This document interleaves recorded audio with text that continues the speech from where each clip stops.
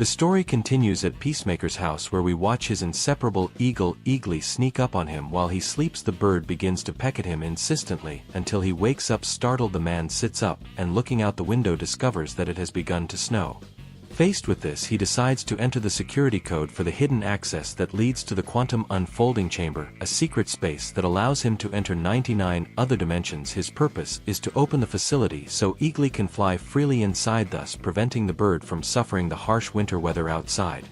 Meanwhile, Peacemaker is petrified as another door suddenly opens in front of him. From it emerges an extraterrestrial being who, unfazed, throws a cat-like creature into an incinerator. With a mixture of surprise and courtesy, Peacemaker greets him, wishing him good morning, but the alien completely ignores him and disappears back through the door from which he came.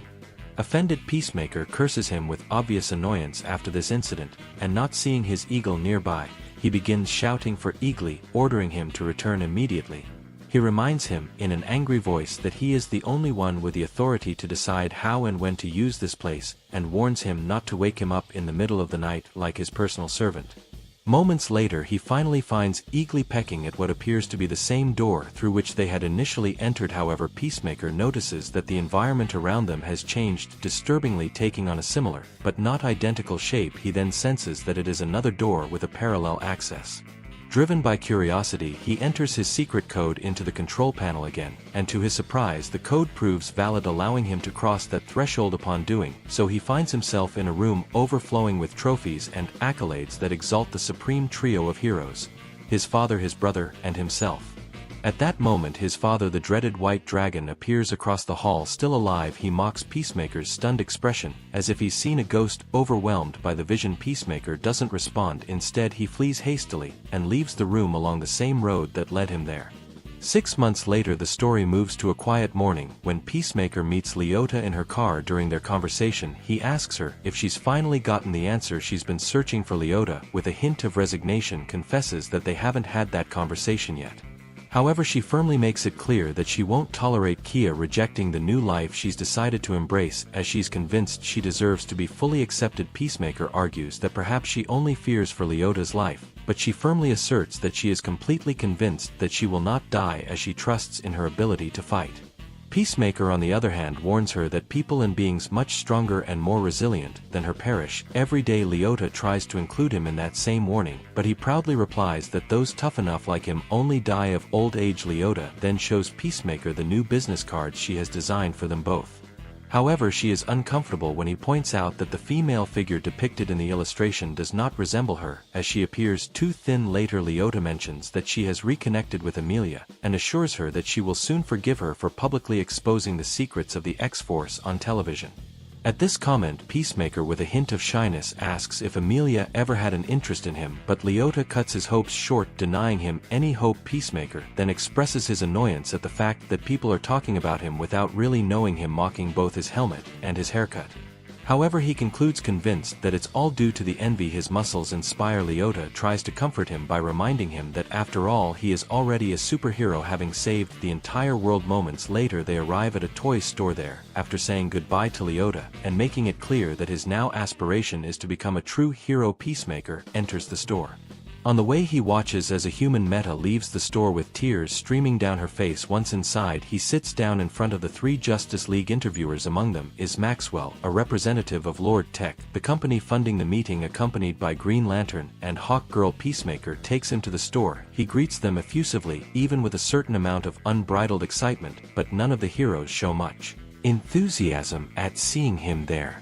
The interview begins with Maxwell asking him what he wants to be called. Peacemaker casually replies that he leaves that decision in their hands. However, Maxwell inadvertently makes a mistake by not properly activating the room's silencer, allowing Peacemaker to hear what they're saying behind the glass.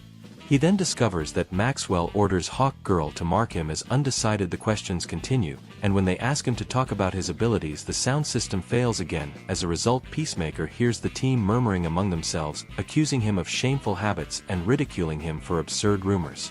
Still maintaining his composure, Peacemaker firmly presents himself as the best marksman in the world, capable of skillfully handling any weapon placed in his hands. In response, Maxwell marks him on his record as a people killer. Peacemaker tries to ignore such comments and continues speaking seriously about his prowess in hand-to-hand combat, as well as describing the usefulness of his various helmets, each equipped with different powers. However, Maxwell interrupts him and classifies him as a sociopath, incapable of controlling his impulses according to those same files. Then reactivating the microphone, Maxwell explains to Peacemaker that what the Justice League is looking for is a member capable of inspiring confidence in the population, someone who will minimize unnecessary casualties. He then accusingly reminds him that according to his record, he spent time in prison for first-degree murder, and has also taken the lives of dozens of others. Peacemaker tries to defend himself by arguing that he always had good reasons for acting that way. Maxwell then ironically asks him to explain which of those deaths were for bad reasons.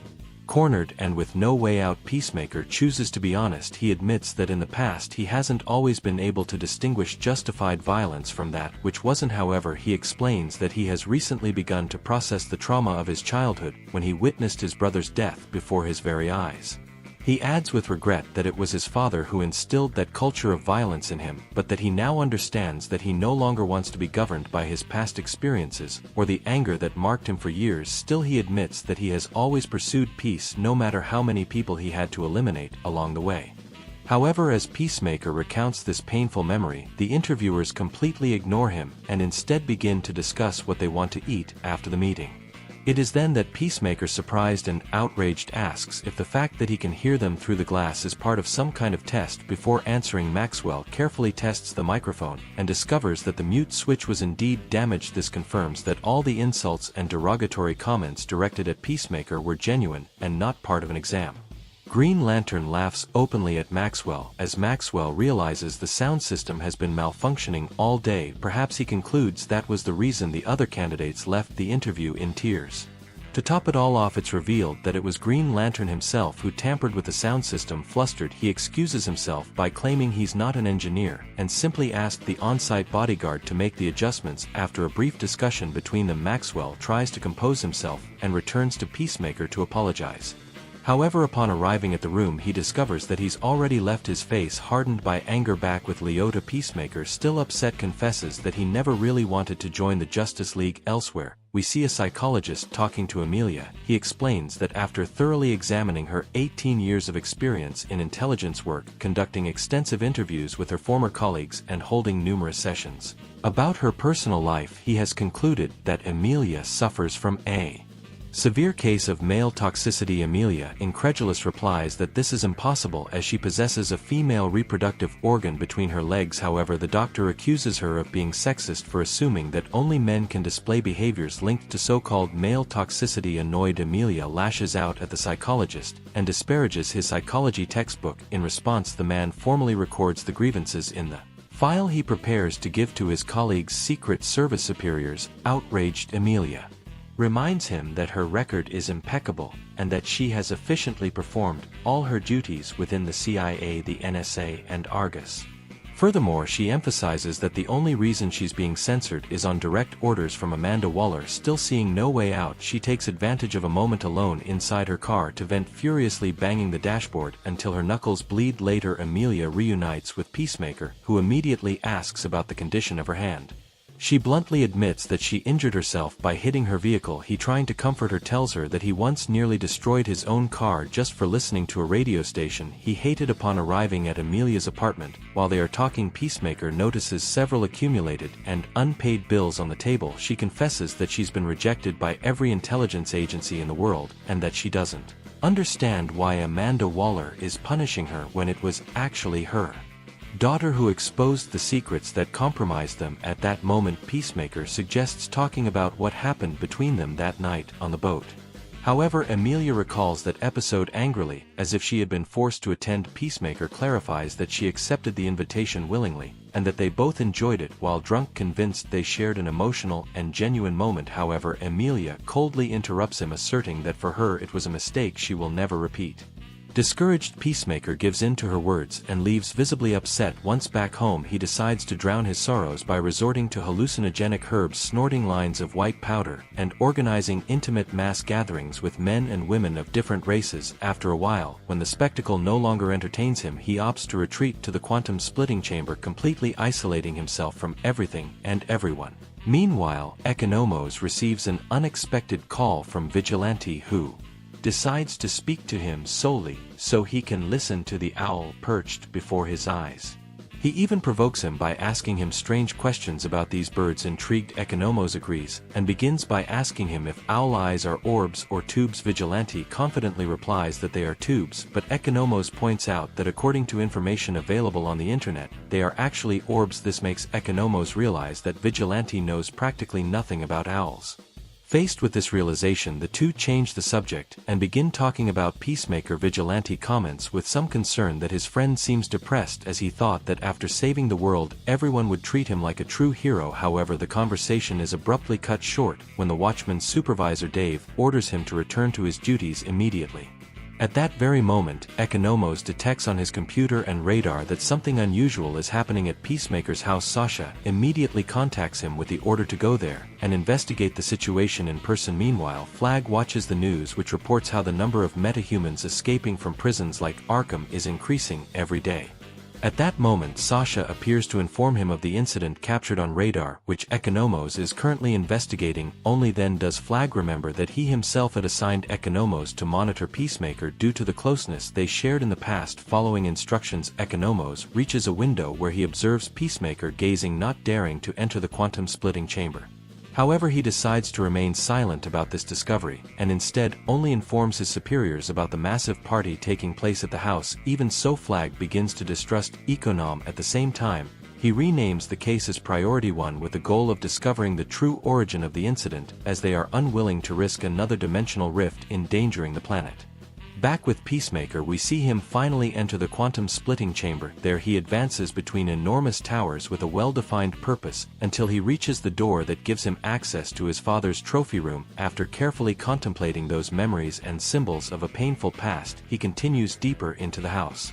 Upon exiting the courtyard, he raises his gaze to the sky and loses himself stargazing until his brother Kid appears. He recognizes him immediately, having recently spoken with his alternate version from that same universe, and as far as he knows, Peacemaker was preparing to embark on a journey.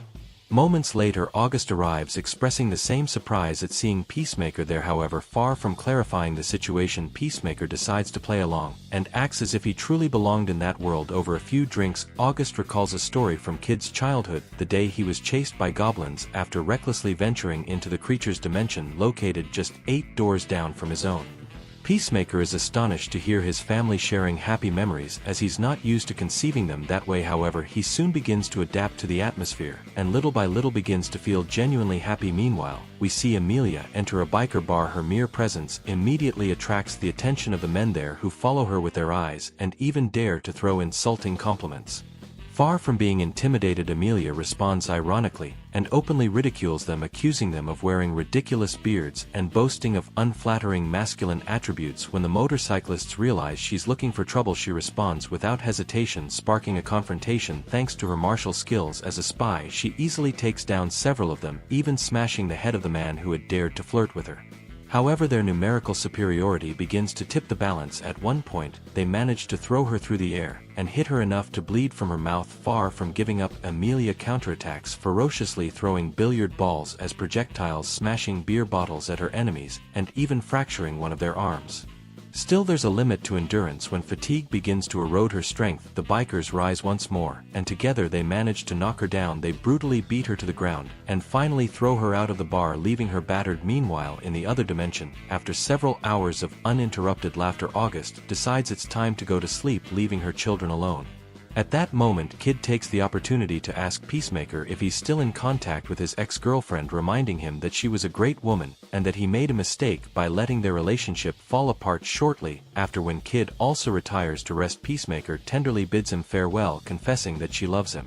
Once alone, she can no longer contain her emotions and breaks down in heartbreaking tears, releasing all the pain she had suppressed. Meanwhile, Economos meets with Leota to show him the evidence he managed to collect about Peacemaker's quantum splitting chamber, asking if he knew anything about it.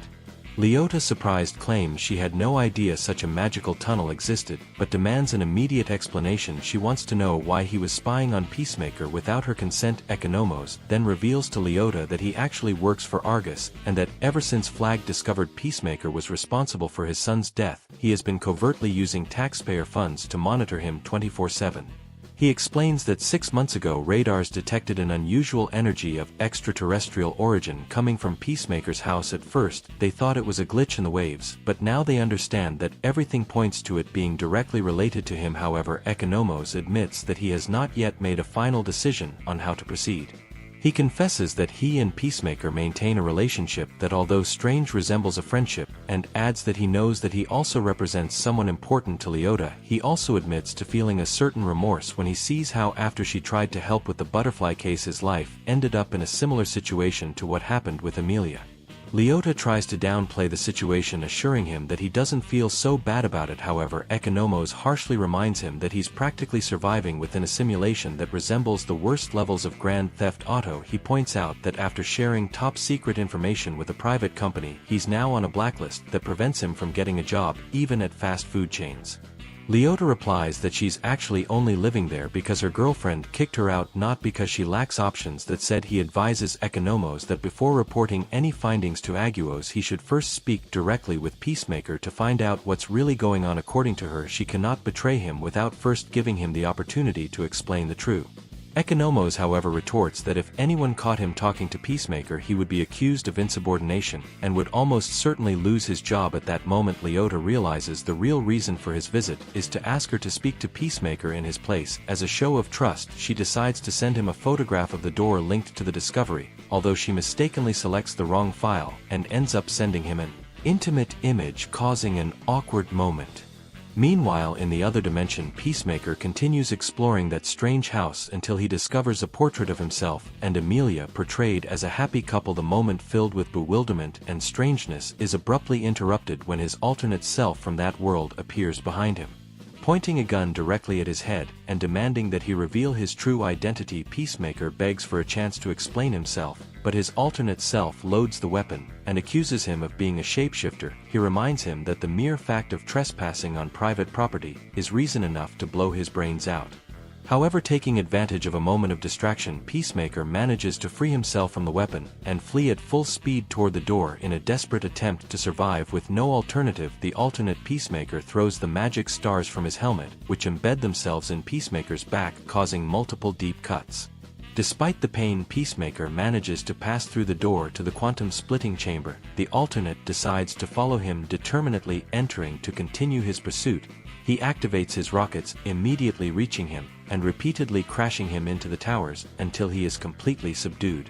When he is about to execute him by running him through with a dagger, Peacemaker instinctively pushes him upward with such force that his alternate version is embedded in a pointed star that pierces his entire stomach. The wounds prove fatal, condemning him to inevitable death. However, Peacemaker holds him in his arms, bewildered and unsure of what to do. In his final moments, his alternate self finally realizes that he is not a shapeshifter but another version of himself.